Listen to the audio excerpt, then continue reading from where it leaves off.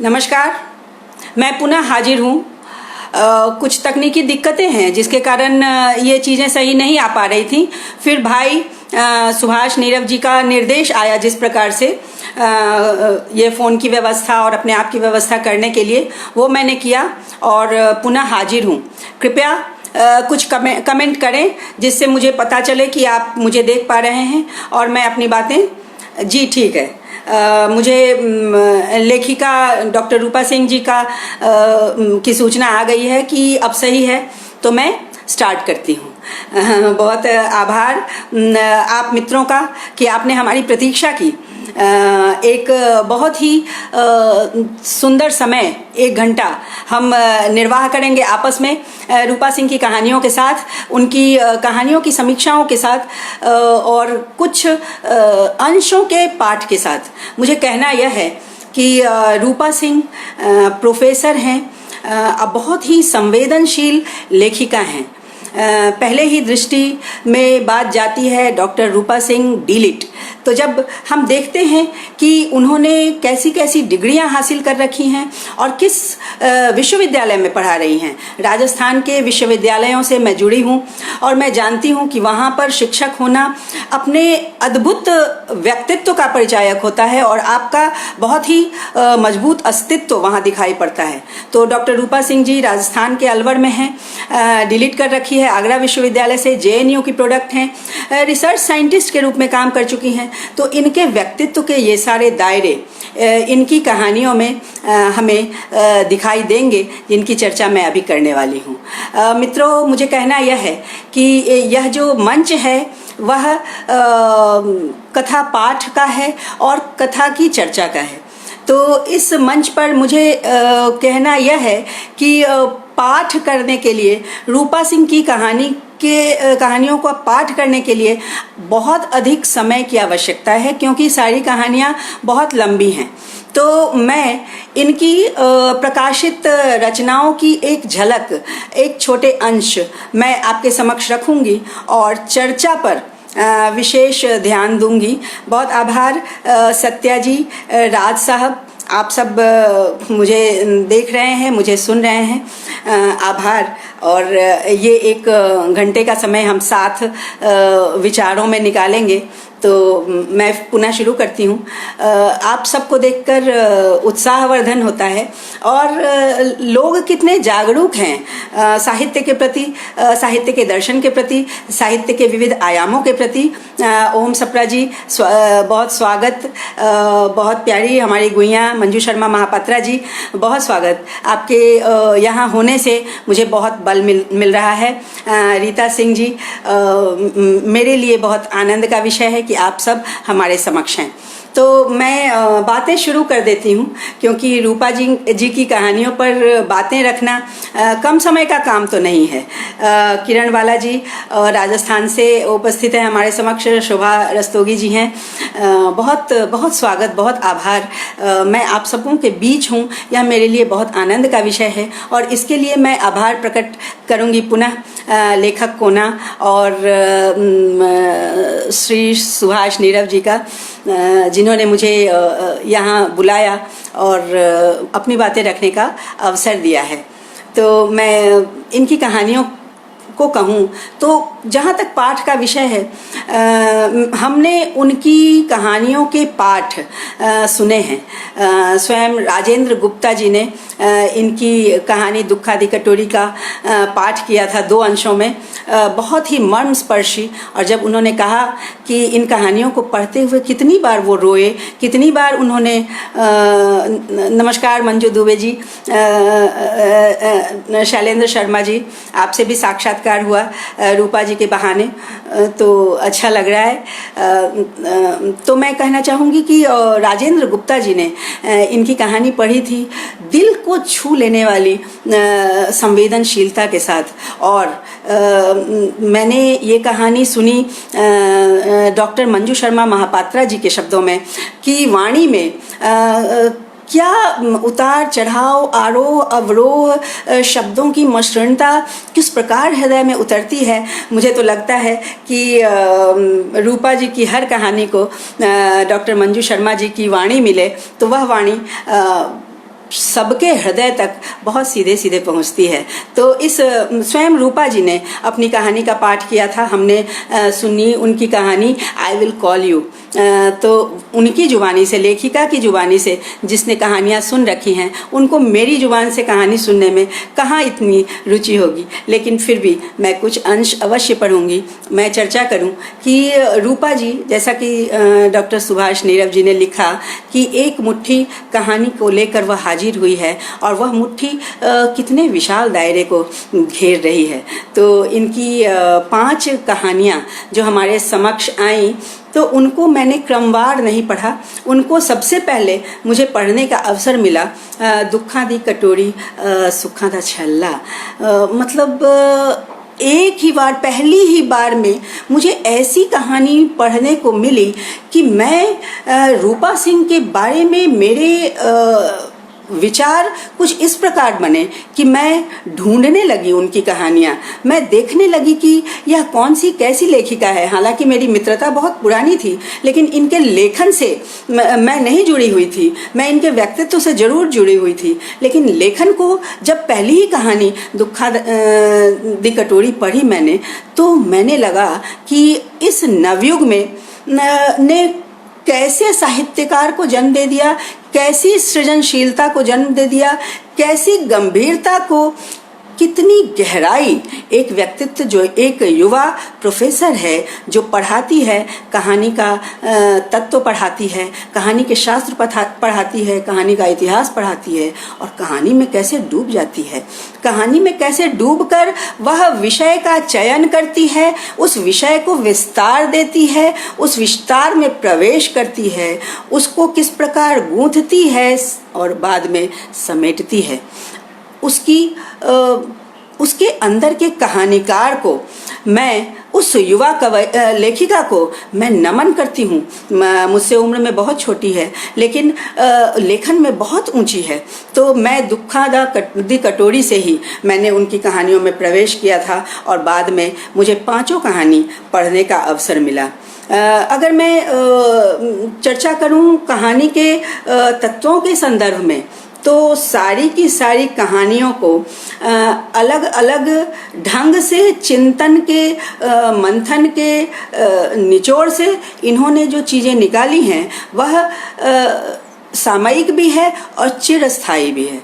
जो विषय इन्होंने चुने वह सामयिक भी है और चिरस्थायी भी, यानी कि ये विषय कभी नहीं मरेंगे। जब तक मानव जीवन है, तब तक प्रेम है, तब तक वितृष्णा है, तब तक भटकाव है, तब तक बिजनेस है, और तब तक हमारे अंदर संवेदनशीलता है इन चीज़ों को संग्रह करने के लिए और फैलाने के लिए, जन जन तक पहुंचाने की जो कला है, जो भाषा है इनकी, यह भी वंदनीय है।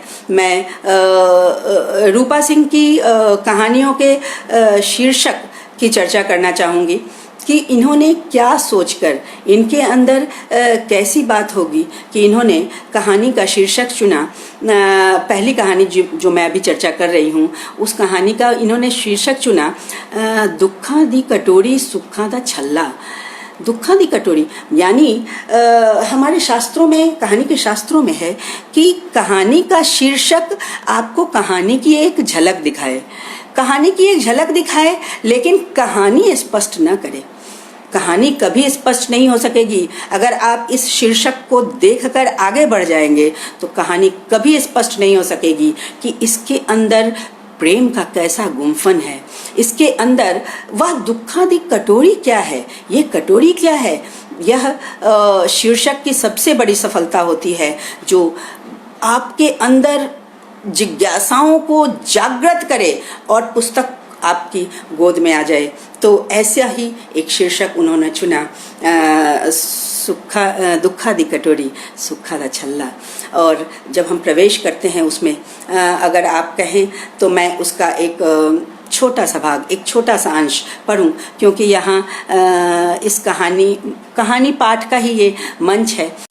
क्षमा करें मित्रों, फ़ोन आ जाते हैं, लेकिन मैं कैसे मना करूं, जानकारी है उनको।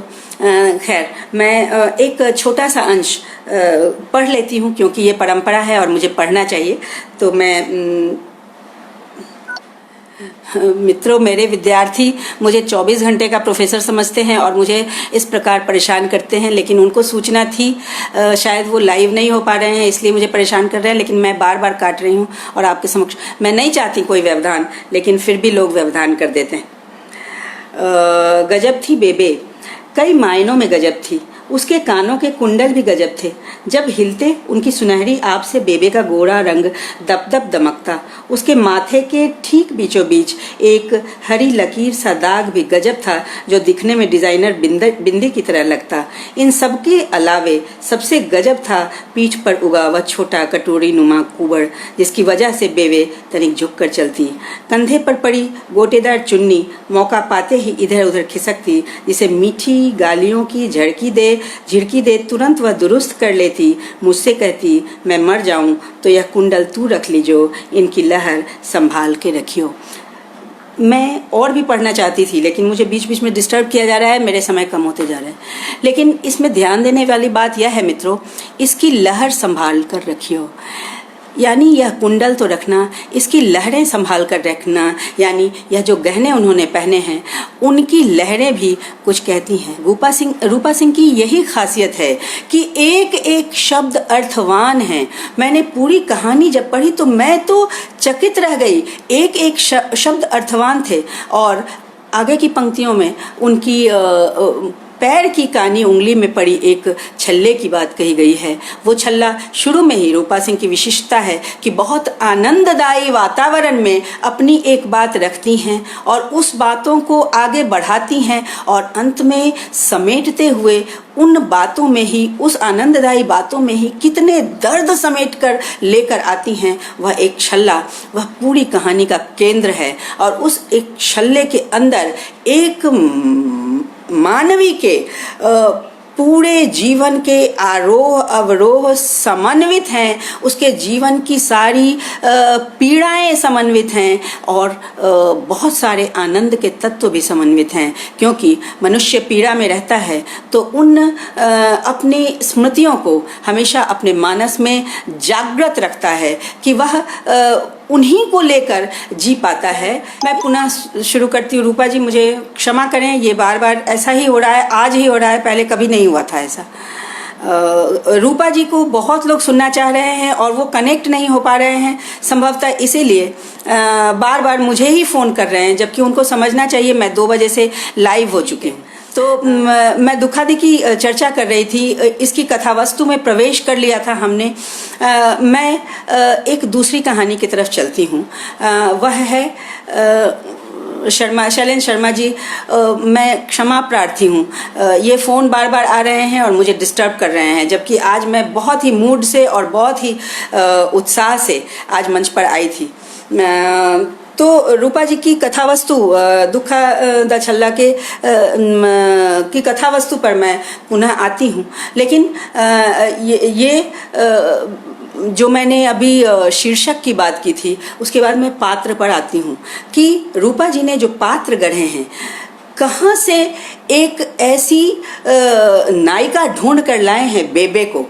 हर घर में एक ऐसी बूढ़ी बुजुर्ग होती है जिसके आसपास हमारी ज़िंदगी होती है। उसकी गोदी में सटकर सोना, उसके आंचल में दुबकना, उससे कहानियाँ सुनना, उसके हाथ से खाना खाना, उसके पोपले मुख देखना, उसकी झुर्रियों को गिनना, ये हम सबका बचपन जी उठा है इनके, रूपा जी के माध्यम से। और इनके संवाद हैं, जो इनके संवाद जैसे कि एक सीढ़ी का काम करते हैं, और उस सीढ़ी से हम कथावस्तु तक कैसे उतर जाते हैं। एक सुंदर सोपान जिसकी बिछलती हुई सीढ़ी है, फिसलती बिल्कुल फोर्स से। हम रूपा जी की भाषा बहुत ही स्वाभाविक है, जैसा उनका व्यक्तित्व स्वाभाविक है वैसी ही उनकी भाषा स्वाभाविक है। मैं दुखादि कटोरी और सुखादि छल्ला की विशेष चर्चा और करूंगी। मैं 5 कहानियों को एक साथ लिए चलना चाहती हूँ, तो मैं एक दूसरी और एक कहानी की चर्चा कर लूँ पहले, और वो है सन्नाटे की गंध।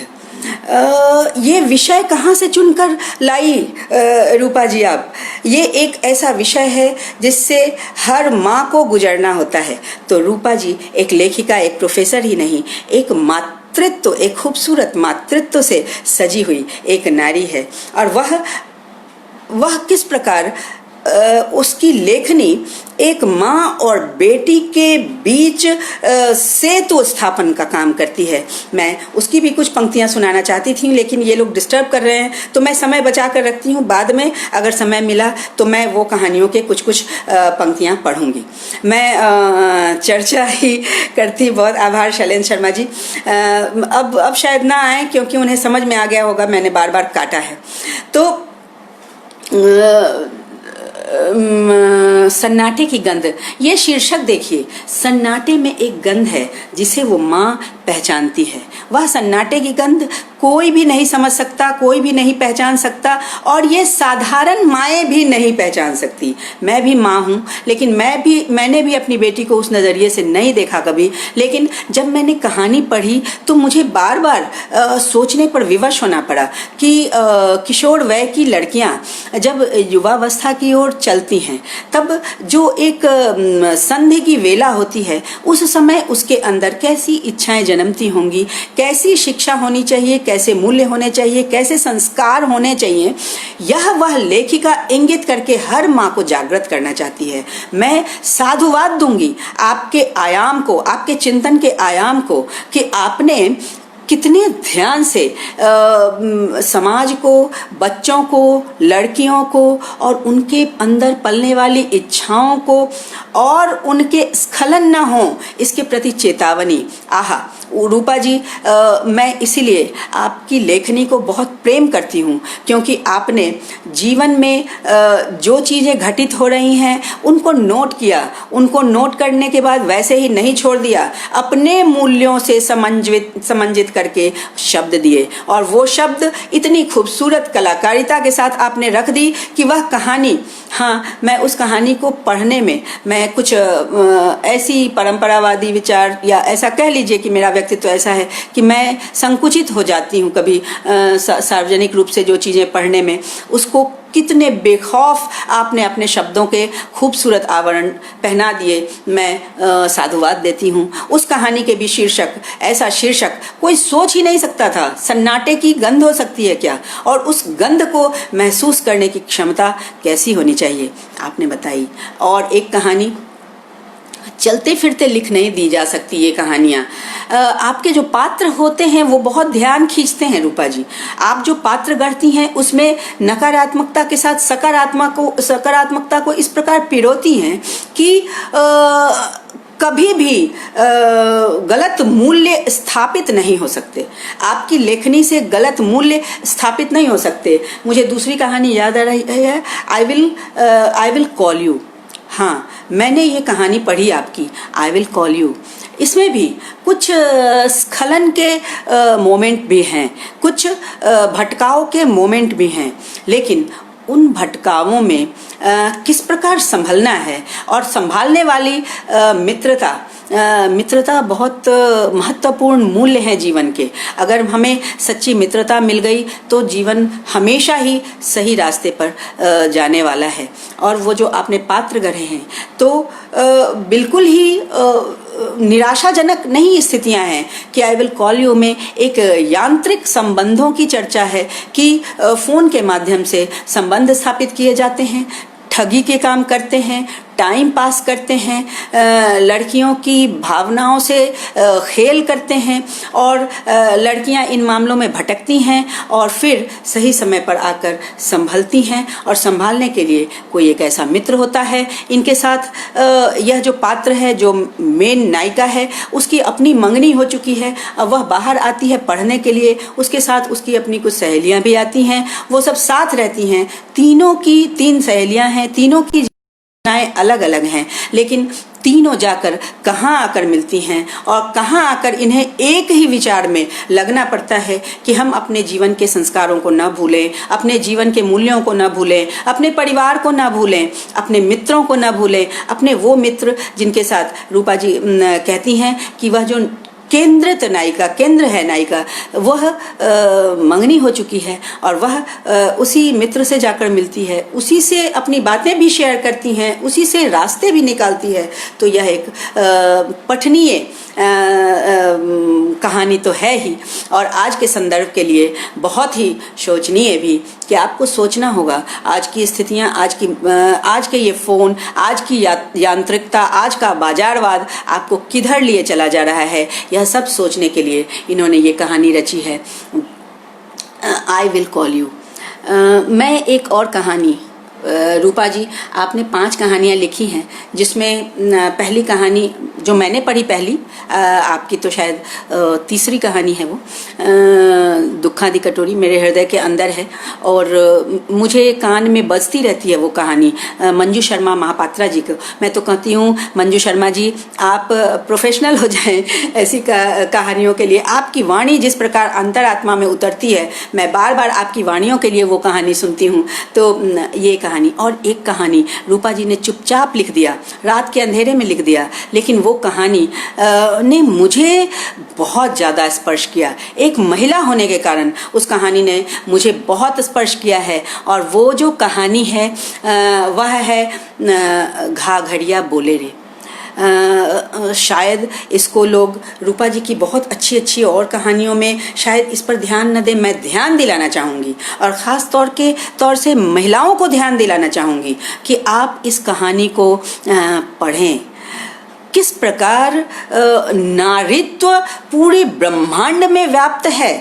पशु पंछियों में भी भेद नहीं किया गया। यहाँ पशुओं में भी नारी हैं, पशुओं में भी नारी भावना है, और उस नारी भावना से एक लेखिका कैसे, मैं दंग रह गई वो कहानी पढ़ के, जिसकी चर्चा रूपा जी ने बार बार नहीं की। उन्होंने एक बार ही वो कहानी हमें कही थी, चर्चा की थी, लेकिन उस कहानी को पढ़कर मैं दंग रह गई कि रूपा जी ने कहानी का कैसा विस्तार दिया। एक प्रोफेसर है जो राजस्थान के एक सुदूर इलाके में नायिका प्रोफेसर है।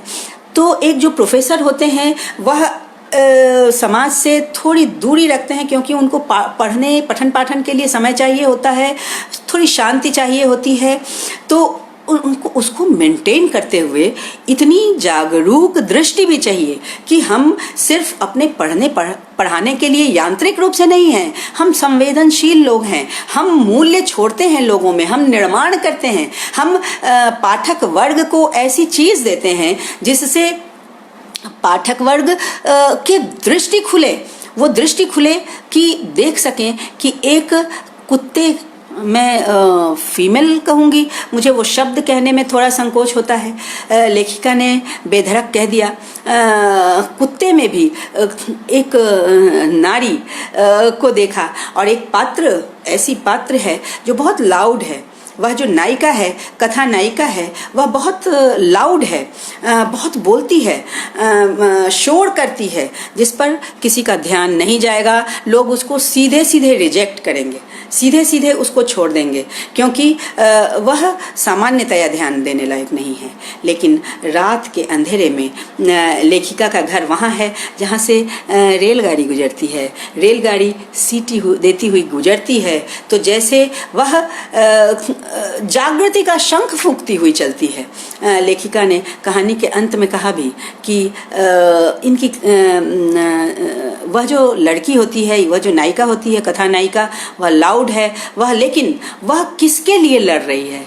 वह एक पशु के लिए। वह अपने लिए नहीं लड़ सकी, वह अपने पति से मार खाती है, अपने पूरे परिवार से मार खाती है, समाज की भर्त्सना सुनती है, और उस पर कोई जूं भी नहीं रेंगता। वह अपने काम में दत्तचित्त है, उसे कोई इन बातों का कोई इतना रंज नहीं है। वह अपने काम में इस प्रकार निमग्न है कि उसको कोई भटकाव ही नहीं है। और वह कैसे जुड़ती है उस लेखिका से, वह लिखने वाले पात्र से, कि उसे लगता है इस भीड़ में यही एक व्यक्ति है जिसको मैं अपनी पीड़ा, जिससे मैं बांट सकती हूँ। यह जो आत्मा से आत्मा का संबंध बनाया, एक पढ़ी लिखी प्रोफेसर और एक साधारण सरकारी स्कूल में ऐसे ही जाने वाली एक शिक्षिका जो बहुत चिल्लाती है, वह कुत्ते बिल्लियों के संग रहती है, लोगों से लड़ाई करती है, हर आयोजन में जाके जोर जोर से चीख चीख कर गाने गाती है, ढोल बजाती है।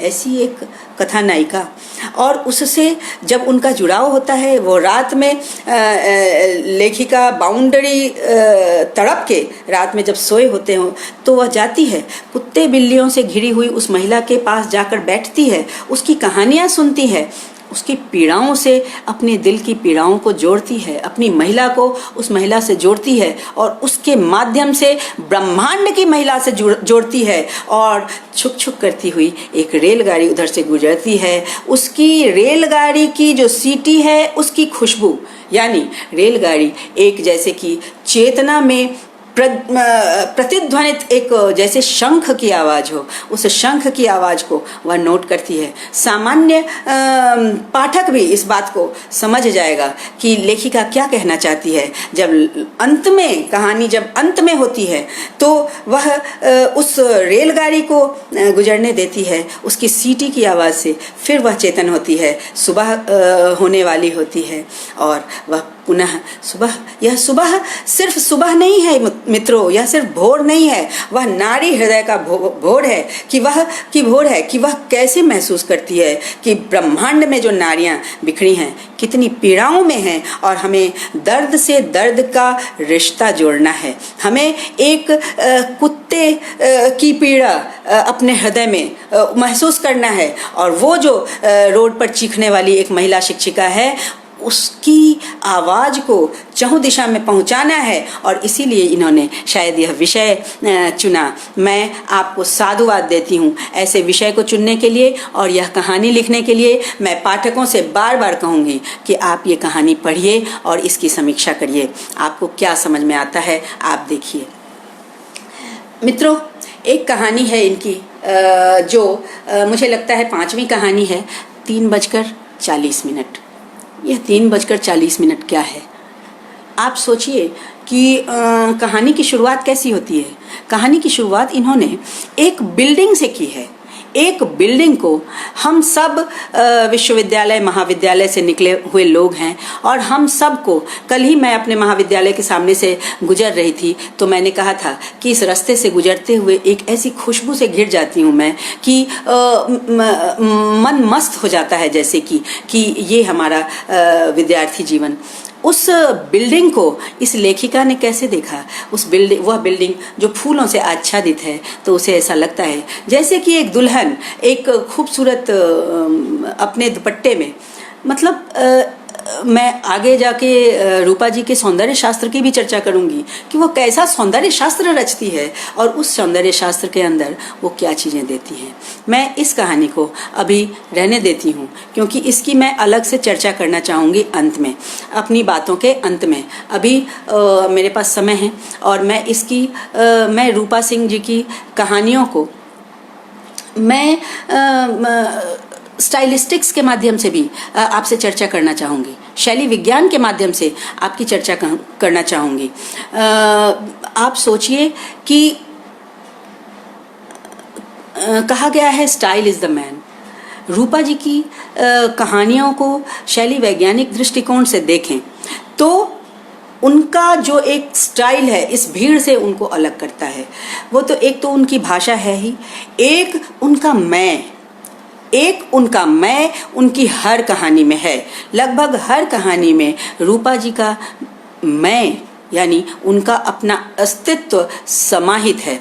यह उनकी शैली की अत्यंत खूबसूरत विशिष्टता है कि वह अपनी आत्मा से कहानी सरसती है, वह अपनी आत्मा से कहानी कहती है। वह कहने के लिए एक मेथड कलाकारिता होती है, एक मेथड साहित्यकार होता है जो कि कुछ मेथड अपने अंदर सेट कर लेता है और उस मेथड के अंदर चीज़ों को खांचे में भर देता है। रूपा सिंह बिल्कुल वैसी कहानीकार नहीं है। वह आत्मा में कुछ चीज़ें छूती हैं उसके और वो पगती हैं तब वो शब्दों में आकार लेती हैं, वो आकृति पाती हैं और वह आकार किस प्रकार कहानियों में ढलती है, वह आकार किस प्रकार कहानी कला, कहानी के तत्वों में, कहानी के शास्त्र में ढलती है, यह देखने ये एक बहुत पढ़ा लिखा इंसान कर सकता है। रूपा जी डिलीट है, रूपा जी रिसर्च साइंटिस्ट रह चुकी है, आगरा विश्वविद्यालय से उन्होंने डिलीट किया है। ये सारी चीज़ें एक संवेदना को जागृत करने में भी सहायक हो सकता है मित्रों। बहुत बड़े बड़े साहित्यकार, कहानीकार को हम लोगों ने पढ़ा है, अपने हृदय में बसा के रखा है। उनको सुबह सुबह आप नाम ले लें तो आपके दिन सुंदर हो जाए, ऐसे ऐसे कथाकार हमारे समक्ष रहे हैं। और उनको मैं नहीं कहूँगी कि उनमें सारे के सारे लोग डिलीट थे या कि प्रोफेसर थे या नहीं, सहज भगवान के दिए हुए, भगवान की दी हुई प्रतिभा से प्रकाशित लोग थे, वो लिख रहे थे। रूपा जी को दूसरा दो तरह का अवसर मिला। एक तो उनका पठन पाठन अबाधित रहा, बहुत खूबसूरत। मुझे जहाँ तक पता चला है कि पढ़ाई के बीच में ही इनका विवाह हुआ था और इन्होंने किस प्रकार इस अपने लगन को, इस प्रकार इस अपने ऊर्जा को बचा कर रखा और इतने डिग्री लिए कि अल्टीमेट डिलीट की डिग्री ली, तो यह रूपा सिंह कर सकती हैं कि कहानी को अंदर पचाया, उसको शब्द दिया और जीवन के सारे मूल्यों को, सारे मूल्य तो नहीं कहूँगी लेकिन कुछ ऐसे मूल्यों को जो जीवन में हमारे हमेशा ही साक्षात्कार होते हैं, उन मूल्यों को प्रतिष्ठित करने की कोशिश की। रूपा सिंह का स्टाइल जो है, वह जो स्टाइल है वह एक तटस्थता का भी है, वह विराज होती हुई भी, वह अपनी कहानी में स्थिर होती हुई भी एक तटस्थ भूमिका भी अदा करती है। वह किसी भी पात्र को गढ़ने की कोशिश नहीं करती, उसके शब्द निरंतर बहते चले जाते हैं और कहानी बहती चली जाती है, समतल में बहती चली जा रही है और वहाँ पात्र बनते चले जा रहे हैं। ये पात्रों का वह निर्माण नहीं कर रही, वह स्वयं पैदा हो रहे हैं। इसीलिए तो कहा गया कबीर मनीषी परिभू स्वयंभू। गद्य काव्य कहा गया है, हमारे शास्त्रों में गद्य काव्य कहा गया है। तो ये नाटकों से जो कहानी निकली, नाटकों के माध्यम से आप सब जानते हैं, नाट्य शास्त्र तो सबने पढ़ रखा है।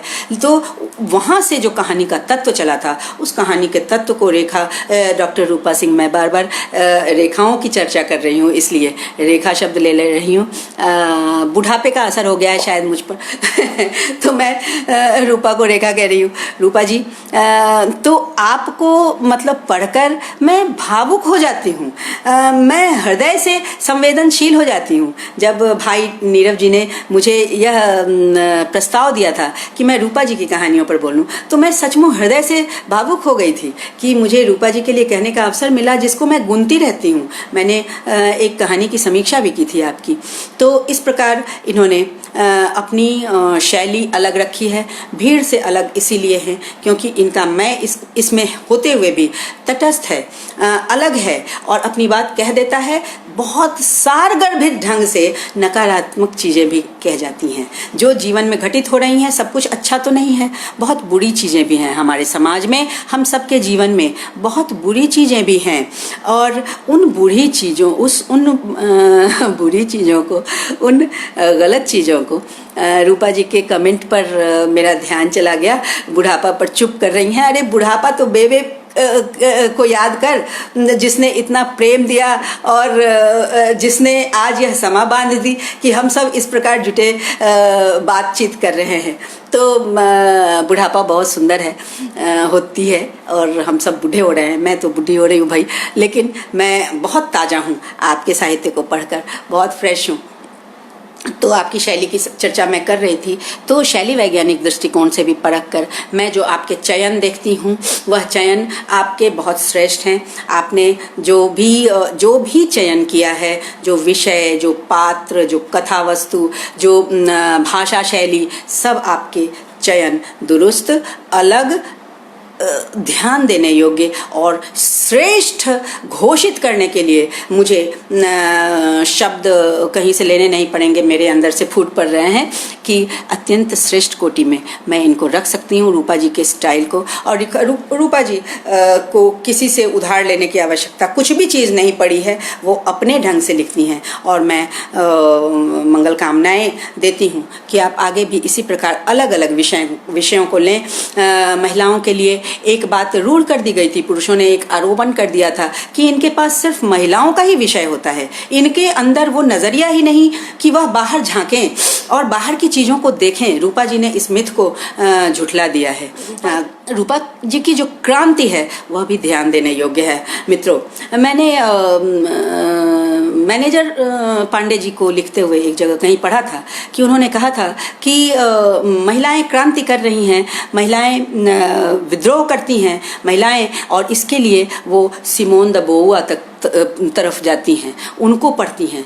उनको पढ़ने के लिए हमारे यहाँ श्रृंखला की कड़ियाँ हैं, उनको नहीं पढ़ती। वो हमारे यहाँ इतनी चीज़ें लिखी गई, थेरी गाथा लिखी गई, उसको नहीं पढ़ती और पहुँच जाती हैं सिमोन द बोआ। अरे हमारे यहाँ की क्रांति अलग, हमारे यहाँ के आंदोलन अलग, हमारे यहाँ के पीड़ाएँ अलग। वो पीड़ाएँ रूपा जी महसूस करती हैं और उसको सहज क्रांति, जिस प्रकार महादेवी ने श्रृंखला की कड़ियाँ लिख दी और उस श्रृंखला की कड़ियाँ में जो क्रांति की बातें हैं वह वहीं तक पहुंचती हैं जहां तक मीरा की क्रांति पहुंचती है।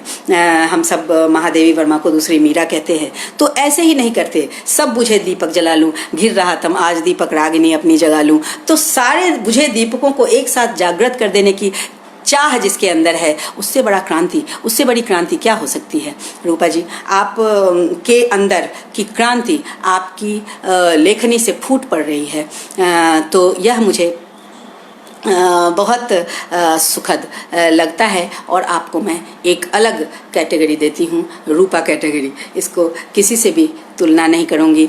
आप बहुत ही स्वाभाविक हैं, आपकी शैली बहुत ही स्वाभाविक है। यह रूपा की अपनी शैली है। आपके सौंदर्य शास्त्र को देखते हैं। रूपा, आपके व्यक्तित्व में जो सौंदर्य है, आपके व्यक्तित्व में मैं तो आपकी तस्वीरें देखकर ही दंग रह जाती हूँ। आप तरह तरह की तस्वीरें पोस्ट करती हैं। आपके अंदर जो सरलता है वह सरलता आपके साहित्य में दिखाई पड़ती है। आपकी जो तस्वीरें आती हैं, लोग सहज हो जाते हैं। इस एक लेखिका के की एक तस्वीर पर इतने सारी टिप्पणियाँ देखती हूँ मैं, इतने सारे कमेंट्स देखती हूँ मैं। क्यों? क्योंकि वो आपकी सरलता है। वो कभी चमकता हुआ चेहरा समक्ष लाता है, कभी बालों से घिरा हुआ चेहरा, कभी तेजोदीप्त पीड़ा के भाव तो कभी दिखते ही नहीं आपके पूरे व्यक्तित्व में। तो आपका जो सौंदर्य शास्त्र है वह आपके साहित्य में दिखता है। जैसे कि मैंने अभी एक बिल्डिंग की चर्चा की, उस बिल्डिंग को दुल्हन देखने की परिकल्पना आप ही कर सकती थी, और आपने, और वह भी हमारा महाविद्यालय विश्वविद्यालय उसको एक दुल्हन के रूप में सजे हुए फूलों से ढका हुआ। क्या बात है रूपा जी, मैं मुग्ध हो जाती हूँ। दूसरी बात, जीवन में सुंदर क्या है? जीवन में सुंदर हमारे मूल्य हैं, हमारे आदर्श हैं, जिनको लेकर हम आगे बढ़ते हैं। हमें अपने आप से आगे बढ़ना होता है। व्यष्टि से समष्टि की ओर बढ़ते हैं हम। परिवार से समाज, समाज से राष्ट्र, राष्ट्र से विश्व की ओर बढ़ते हैं। हमारे यहाँ वसुधैव कुटुंबकम की परिकल्पना है। आपकी लेखनी के संदर्भ में इस सौंदर्य शास्त्र की अगर मैं चर्चा करूं तो आपका लिखा विश्व कोटि का है। आपका लिखा सबके हृदय में समाहित पीड़ा को जागृत कर सकने की क्षमता रखता है। आपका लिखा हमें जाति के बंधनों से मुक्त करके धर्म के बंधनों से मुक्त करता है। और आपका लिखा एक खास गंध छोड़ जाता है। आपकी लेखनी एक खास गंध छोड़ जाती है। उस गंध से मुक्त होना, आपने अपनी कहानियों में गंध की भी चर्चा की है कहीं ना कहीं। मैं इसकी चर्चा अभी थोड़ी ही देर में करूंगी, मेरे पास समय है, क्योंकि मैंने लेट से प्रारंभ किया था। भाई नीरव जी, आप सुन रहे हैं, मुझे कुछ और समय दे दीजिएगा, क्योंकि मैं डिस्टर्ब हो गई थी शुरू में, और मैं रूपा के साथ ये अन्याय नहीं कर सकती कि मैं अपनी बातें ना कहूँ, तो मैं ज़रूर कहूँगी। तो मैं रूपा जी की विशिष्टता सबको किस प्रकार खींचती है कि मैंने देखा कि इनकी एक कहानी जब ही निकली थी दुखा दी कटोरी, तो किस किस ने इस पर समीक्षा नहीं की, किस किस ने नहीं पढ़ा। पता नहीं कितने लोग इस कहानी को पढ़ के समीक्षा करके छोड़ते रहे। लगातार महीनों तक हम उसकी चर्चा सुनते रहे। रूपा, मुझे बहुत अच्छा लगा कि आपकी कहानी को एक सामान्य पाठक भी अपनी टूटी फूटी भाषा में उसकी समीक्षा कर गुजरता है, वो लिखता है और आप बहुत प्रेम से उसको सहेज कर हमारे समक्ष रख देती हैं। और बड़ी बड़ी लेखिकाओं ने आपकी लेखनी पर लिखा। दुखादि कटोरी पर मैंने मृदुला गर्ग को लिखते देखा, ममता कालिया जी को लिखते देखा, मैत्रेयी पुष्प को लिखते देखा, मैंने सबको लिखते हुए देखा और मुझे इतना आनंद हुआ। मैंने भी लिखा क्योंकि वो चीज़ें इतनी गहरी जाती ही हैं। आपकी कहानी निकलते ही राजेंद्र गुप्ता समक्ष आए और उन्होंने अपनी इच्छा से उसका पाठ किया। मंजू शर्मा जी समक्ष आई, उन्होंने अपनी इच्छा से इसका पाठ किया। यह तो अद्भुत है, यह तो अद्भुत है। यही आपका सौंदर्य शास्त्र है। और अब मैं एक कहानी पर उतरूंगी, वह है आपका 3:40। मैं एक बात इसके पहले कहना चाहूँगी, समीक्षक कौन होता है? समीक्षक वह होता है जिसकी पहली शर्त है तटस्थ होना। हजारी प्रसाद द्विवेदी और रामचंद्र शुक्ल दो खेमे के लोग। और मैंने कहीं पढ़ा कि हजारी प्रसाद द्विवेदी ने लिखा था कि जब मैं आचार्य शुक्ल जब अपने कक्ष में होते थे और उसके सामने से वो जब गुजरते थे हजारी प्रसाद द्विवेदी, तो लिखते हैं कि एक बार हृदय कांप उठता था। मतलब उनका ऐसा प्रभाव था आचार्य शुक्ल का कि एक बार हृदय कांप उठता था। यानी उनके यह कंपन हमारी उनके सम्मान का था, उनके प्रति जो सम्मान था उसका था। इनके विचारों में मतभेद थे, उनके विचार दो दिशाओं में जाते थे, लेकिन किस प्रकार दोनों एक दूसरे का सम्मान करते थे। ये थी समीक्षा। आज की समीक्षा बहुत दुख से कहना पड़ता है कि आज हम बहुत छोटे छोटे दायरों में बट गए हैं, बहुत छोटी छोटी बातें कहने लगे हैं। समीक्षकों की जो पहली शर्त है वह है तटस्थता। हाँ, हम अपने संस्कार से तटस्थ नहीं रह सकते। हम अपने पठन पाठन आबो हवा और जो हम अपने अंदर ग्रहण कर लेते हैं जो चीज़ें, वह मिट्टी की खुशबू, जैसे कि घड़े में पानी रख दें और उस जल को हम ग्रहण करें तो उसमें उस घड़े की खुशबू आती है, तो वह खुशबू, उस खुशबू से हम अलग नहीं हो सकते हैं। तो रूपा जी की एक कहानी मैंने पढ़ी, वह है 3:40। शुरुआत बहुत खूबसूरत। एक इनके सौंदर्य शास्त्र का एक और बहुत ही विशेष ध्यान देने जो लायक जो बात है वह है, वो बहुत फैलाती हैं चीज़ों को, बहुत चीज़ों को फैलाती हैं और फिर उसके अंदर प्रविष्ट होती हैं और फिर उसको समेटती हैं। और जब समेटती हैं तो गजब कर देती हैं, कहीं कोई बिखराव दिखता नहीं। तो जब वह 3:40 कहानी शुरू होती है तो वह एक रिसर्च साइंटिस्ट भागता हुआ क्लास की ओर जाता है, वहाँ से कहानी शुरू होती है। किसी को पता नहीं होता कि यह कहानी प्रेम की ओर जा रही है। यह कहानी प्रेम के उद्दीपन को लेकर है। एक एकांगी प्रेम जो पल रहा है, उसके अंदर, उसके हृदय में एक पीड़ बनकर चमकता है और वह प्रेम किस प्रकार बाद में जाकर प्रस्फुटित होता है और एक सैड एंड, जिसको ट्रेजेडी कहते हैं, तो ट्रेजेडी की ओर कहानी जाती है। मैं इस कहानी की चर्चा इसलिए करती हूँ क्योंकि मैंने जब ये कहानी पढ़नी शुरू की तो बहुत ही फ्लो से पढ़ती चली गई, लेकिन इसका जो अंत मैंने देखा, मैं वहाँ जाकर मुझे धक्का सा लगा। रूपा जी, मैं भी उसी तटस्थ समीक्षक की भूमिका में हूँ।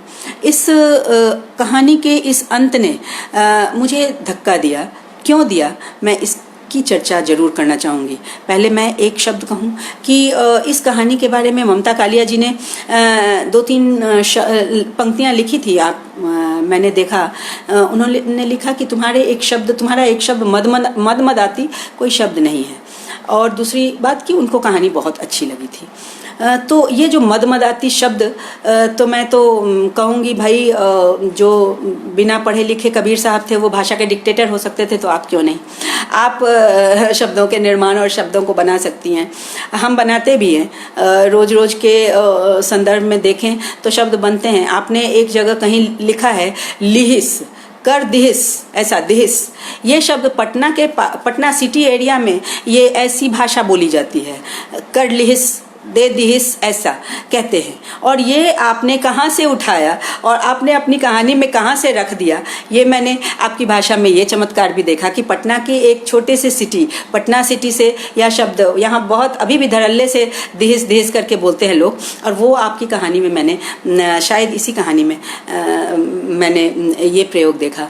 तो इसका जो अंत है रूपा, आप देखिए कि एक प्रोफेसर है, एक तो और मैं बात कहूँगी कि आपके अंदर जो गंध की बात मैंने कही थी, आपके चित्त में सिगरेट की एक गंध धंसी पड़ी है। आपकी कहानियों में वो सिगरेट के छल्ले दिखाई देते हैं, आपकी कहानियों में वो सिगरेट के गोले दिखाई देते हैं। मुझे लगता है कि मैं भी जब छोटी थी, छोटी क्या थी, युवा थी, तो हम जब फिल्में देखते थे मुझे विनोद खन्ना बहुत अच्छा लगता था, और विनोद खन्ना सिगरेट पीता हुआ बहुत सुंदर लगता था। और उस समय बड़ा उनकी तस्वीरें, शत्रुघ्न सिन्हा की तस्वीरें, सिगरेट के गोल गोल छल्ले निकालता हुआ शत्रुघ्न सिन्हा, तो ये लोग उस समय मतलब बहुत रोमांटिक लगता सिगरेट पीते हुए। तो शायद वो आपने किसी अपने बहुत प्रियजन को या बहुत प्रिय पात्र को सिगरेट के छल्ले उड़ाते देखे होंगे, तो वो गंध आपकी नाक में धसी हुई है और वो दिखती है। तो यह जो पात्र है वह सिगरेट पीता है। और जब ये रिसर्च साइंटिस्ट थी उसी समय कथानायिका, क्योंकि रूपा सिंह हर जगह मैं बनकर उपस्थित हैं, इसीलिए मैं इस संदर्भ में बातें कर जाती हूँ। कथानायिका की बात करूँ तो वह उसी समय उसने महसूस किया था कि एक गंध उसके अंदर व्याप्त होती चली जा रही थी, एक तीक्ष्ण गंध उसके अंदर व्याप्त होती चली जा रही थी। वह उसके अंदर भी गंध बसी है। बाद में जब उसने अपना वो काम ख़त्म किया, वो प्रोफेसर हो गई, बाद में उसके विवाह, उसकी शादी हुई, बच्चे हुए, सब कुछ हो जाने के बाद भी वह गंध उसके अंदर है। वह गंध है यानी प्रेम का की एक किरण उसके अंदर है। वह उसको समझ नहीं सकी। वह एक आकर्षण, प्रोफेसर का आकर्षण स्टूडेंट को होता है, तो वो एक आकर्षण मात्र समझ सकती है, उसको रेस्पेक्ट समझ सकती है, और उस रेस्पेक्ट के रूप में उसके अंदर वह मनुष्य, और वह मनुष्य की एक पहचान कराती एक गंध उसके अंदर है। अंत में मैं कहना चाहूँगी कि कहानी का जो अंत है वह ऐसा है कि जो मेन लीड पात्र है वह आत्महत्या करता है। वह आत्महत्या क्यों करता है रूपा जी? यह जो पात्र है वह इतना गंभीर है कि उसने इस प्रेम को दिल में छुपाए, कभी विवाह नहीं किया, बुजुर्गियत आ गई, समय गुजर गया, आपकी शादी हो गई, यह सब बहुत स्वाभाविक लग रहा है कि हाँ प्रेम में ऐसा हो सकता है। उसने अपने पॉकेट में एक तस्वीर रखी हुई है, जो हमेशा वह तस्वीर रहती है, और उसके आसपास जो बच्चे, आपके समय के जो बच्चे थे, वो सब इस बात को जानते हैं। एकमात्र वही है जो वह लेखिका, कहानी की नायिका नहीं जानती कि वह उसको प्रेम करता है, क्योंकि उसने इस बातों, वो भोली है, वह इन बातों को नहीं ध्यान देती। उसको लगता है, वो सोचती भी नहीं इन बातों में, अपने सामान्य गति में चली जा रही है। लेकिन ये प्रेम जो है बहुत ही पवित्र वातावरण बना रहा है, बहुत ही पवित्र वातावरण बना रहा है, और जो पाठक होता है वह बहुत ही खुशनुमा एक माहौल में आता है।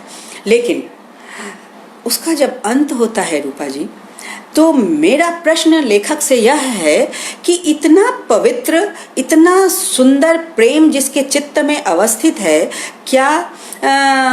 क्या वह किसी अन्य लड़की के साथ ऐसे कर्म कर सकता है? आपने तर्क दिए हैं, वह जो तर्क हैं वह मुझे कुछ फिल्मी लगा। कुछ फिल्मी लगा।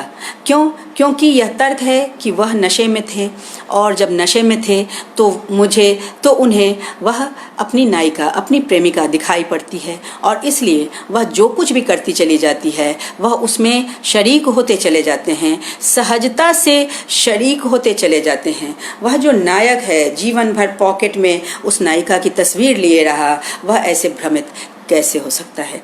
मेरे अंदर के मूल्य यहाँ टकराते हैं, और मैं इसको नकारती हूँ कि जब कोई लड़की आपके समक्ष मदिरा का ग्लास लेकर आएगी तो आप उसको होठों से लगाएंगे ही कैसे? अगर वह एक आदर्श चरित्र है तो वह उसको अपने होठों से लगाएगा ही कैसे? वह वहीं नकार देगा, और उसके बाद वह उसमें ऐसे ढल कैसे जाएगा कि किसी भी ऐसी स्त्री को अपनी उस पवित्र खूबसूरत प्रेम, जो कत्थई आंखों वाली, 2 चोटी, लाल सलवार कुर्ते वाली लड़की जो उसके चित्त में बसी है, वह उसको उसके अंदर नहीं देख सकता। इससे मैं अपना मत वैभिन्न प्रकट करती हूँ।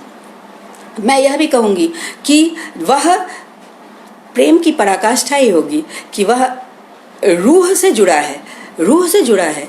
जब वो उसकी मृत्यु हो जाती है, क्षणांश में वह वहीं पहुंचता है, अपने प्रेम के पास ही पहुंचता है। वो तस्वीर जो जीवन भर उसने रखा था वो उसे सौंप देता है। यह भी स्वाभाविक था, यह भी बहुत स्वाभाविक था कि हमारे यहाँ यह है कि आत्मा निकलती है। तो आपने पहले भी इस कहानी के अंदर भी अंदर लिखा है, जिसको मैंने बहुत ध्यान से पढ़ा था, कि रूह निकलती है तो क्या करती है। तो इसमें वह अंत में वह रूह निकलती है और लेखिका के नायिका के पास वो अपना वह फोटो रखकर वो चली जाती है। वही है, वह समय होता है 3:40। भोर की प्रथम किरण हम सब अपने भारतवर्ष में 3:30 से 4 बजे कहते हैं, तो वही वह समय होता है जब शरीर छोड़ता है। तो मैं यहाँ यही कहूँगी कि मुझे इसके अंत तो खूबसूरत है, लेकिन इसमें जो परिस्थितियाँ हैं वो परिस्थितियाँ मुझे विश्वसनीय नहीं लगी उस पात्र के प्रति कि जिसने सुसाइड कर ली। ये तो सुसाइड करना ही एक नकारात्मक था, और ऊपर से कर भी शर्मिंदगी में एक प्रोफेसर कर सकता है, क्योंकि प्रोफेसर की इज्जत ही उसकी सब कुछ उसके लिए सब कुछ है। लेकिन ऐसे भटकाओ, यह हमारे मूल्यों से ये बात टकराई है, और यह मैं आपके समक्ष कहना चाहती थी, क्योंकि कहानियों में बहुत बार टकराव की स्थिति आती है।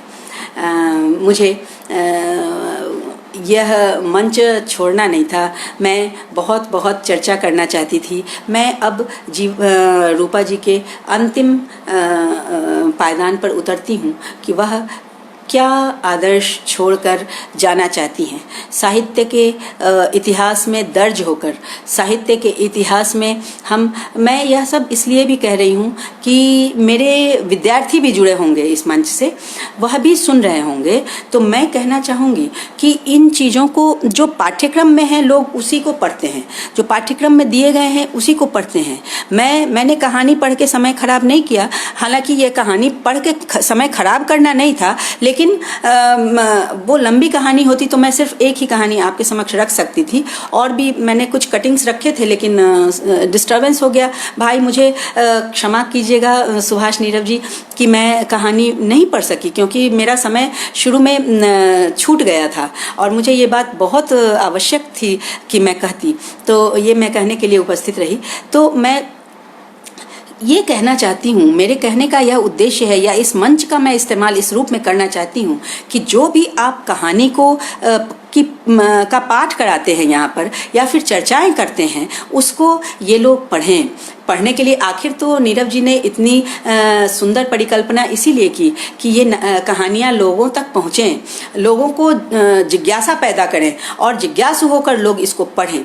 क्योंकि ना पढ़ें तो रूपा सिंह जैसी एक कथाकार छूट जाएगी। रूपा सिंह को मैं इसलिए भी बहुत पसंद करती हूँ क्योंकि वो एक तटस्थता से लिखती चली जा रही है। मैं देखती हूँ कि यहाँ लेखिकाओं ने अपने आप को ग्रेड दे रखा है, वो घुलती मिलती नहीं सबसे, और अपने आप को ग्रेड मतलब मतलब वो कहती हैं, मैंने सुना A grade, B grade, C grade, ऐसे ग्रेड दे रखा है। तो क्या ग्रेड अज्ञे जी को पसंद करने वाले जितने लोग हैं, उस समय भी लोग उनको ग्रेड दे रहे थे। भाई प्रेमचंद को भी पसंद करे, उनको तो बैन कर दिया गया था। आज घर घर में पूज्य भाव से पूजे जाते हैं हम जैसे पाठकों से। तो ये ग्रेड करने की हम दावों में न रहें, हम घेरों में न रहें, हम बड़े हो जाएं, हम विशाल हो जाएं। एक दूसरे को संभालते हुए अगर ये लेखिकाएं आगे बढ़ेंगी, एक दूसरे को पढ़ते हुए, सीखते हुए अगर ये सब आगे बढ़ेंगी, कोई ग्रेडेशन नहीं है। बहुत सुंदर माहौल है। और मैं देखती हूँ कि यहाँ इस मंच पर बड़ी बड़ी लेखिकाएं इन नई नई लेखिकाओं की चर्चा करती हैं। कितनी विशालता, कितना बड़प्पन है। मैंने शुरू किया था क्योंकि मैं चाहती हूँ कि इन पर काम हो। ये जो यंग राइटर्स हैं, इनके पास लिखने के लिए बहुत समय है। ज़्यादातर लिखते लिखते लोग बूढ़े हो जाते हैं और उनके पास उतना समय नहीं रह पाता। ये जो नई लेखिकाएं हैं, उनके पास बहुत समय है, वो बहुत लिख सकती हैं और जीवन काल में ही सफलता का स्वाद चख लें तो क्या ही अच्छा हो। हम जाने के बाद, साहित्यकारों को जाने के बाद याद करते हैं, उनको अवार्ड देते हैं। हम जीवन में क्यों न दें? जब हम उनको पसंद करते हैं, जब वो सामयिक और चिड़ मूल्य की चीज़ें दे के जाते हैं या दे रहे हैं, तो हम उनको उसी समय रिकॉग्नाइज क्यों न करें, उसी समय क्यों न पकड़ कर रख लें, उसी समय उनको उनकी पहचान क्यों न दे दें, उसी समय उनको आह्लादित क्यों न कर दें कि आप देखो आपने इतनी अच्छी। तो जीवन में देने का महत्व ही कुछ और होता है। मैंने डॉक्टर उषा किरण खान पर कुछ दिन पहले काम करना शुरू किया था। मैंने अपने बच्चों के साथ मैंने पीएचडी कराने के लिए मैं उनके चीज़ों को एकत्र कर रही थी। मैंने एकत्र भी किया। इधर 2 और मेरे पास पीएचडी आ गए और उनको कंप्लीट करना था, तो वो चीज़ें पीछे रह गई। लेकिन मैं उसमें प्रवेश कर रही थी, मैं उस फैलाव में भी आ गई थी। और उस फैलाव में आकर, क्योंकि रिसर्चर क्या करता है, सबसे पहले तो वह एकत्र करता है, फिर वह प्रवेश करता है। तो वह प्रक्रिया अधूरी रह गई थी। मैं कहूँगी बच्चों को, मेरे जो स्टूडेंट, आप सिर्फ स्थापित लोगों को ही ना लें, आप नए लोगों को लें, नए लोगों पर लिखें, नए लोगों को रिसर्च का विषय बनाएं। इनके ऊपर अगर आप काम करते हैं तो आप अपने समय में, अपने समय के लोगों को यह काम सौंप कर जाएंगे और यह चिरस्थायी काम होगा। मैं अपने सारे, मेरे साथ आज जो इस कार्यक्रम, इस मंच पर जुड़े हुए हैं, मैं सबसे पहले यही कहना चाहूँगी कि आप इस मंच से जुड़े रहें, यह मंच कभी ख़त्म ना हो भाई। और मैं तो जुड़ गई तो जुड़ गई भाई नीरव जी। मैं सदैव, वैसे भी मैं साहित्यिक मंचों को देखती रहती हूँ, भागीदारी भी करती हूँ। आज आपके मंच पर आए, मुझे क्षमा करेंगे कि मैं शुरुआत में थोड़ी डिस्टर्ब हो गई, इस यांत्रिक माध्यम में थोड़ी डिस्टर्ब हो गई, क्योंकि मैंने क्या कहूँ, मैं क्या कहूँ मैं बहानेबाजी नहीं करूँगी, मुझे तो डिस्टर्ब किया ही। तो खैर, तो ये रूपा जी की कुछ खासियतें मैंने आज चर्चा की। और मैं इस पूरी पीढ़ी से कहूँगी कि आप रूपा जी की कहानियों को पढ़ें। इन 5 कहानियों, मेरे अंदर एक कल्पना थी कि रूपा जी की ये 5 कहानियाँ एक संकलन में आ जाएं, तो इस पर कुछ और अलग तरह की बातचीत भी हो। और सभी कथा लेखिकाओं को संबोधित हूँ मैं कि आप सब समीक्षकों से दूर मत भागिए, आप सब पाठकों से दूर मत भागिए, आप अपने घेरे में न रहें और एक खूबसूरत समाज का निर्माण करें और देखें, अपनी आँख से देखें। आप अपने जाने के लिए चीज़ें छोड़कर न जाएं। आप अपने प्रकाशन के प्रति बिल्कुल ही सतर्क रहें और करवाती चलें, क्योंकि प्रकाशन समय पर हो जाना चाहिए, क्योंकि पांडुलिपियाँ रह जाती हैं और लोग गर्त में चले जाते हैं, उनको पूछने वाला कोई नहीं रहता। मैं भुक्तभोगी हूँ। मेरे समक्ष कुछ ऐसी पांडुलिपियाँ हैं जिसकी जिम्मेवारी मैंने ली हुई है, उसको प्रकाशित करवाने की और उसको लोगों तक पहुँचाने की, क्योंकि ऐसे काम तो मैं रूपा जी के कथा चिंतन के स्रोत तक पहुँचने के लिए सबका आह्वान करती हूँ और इन्हीं शब्दों के साथ मैं अपना वाचन समाप्त करती हूँ। भाई नीरव जी को बहुत आभार देती हूँ, रूपा जी को बहुत प्रेम देती हूँ, बहुत मंगल कामनाएं देती हूँ, और आप सब मित्रों को जिन्होंने मुझे इतनी देर सुना है, बहुत बहुत आभार और मंगल भाव। नमस्कार।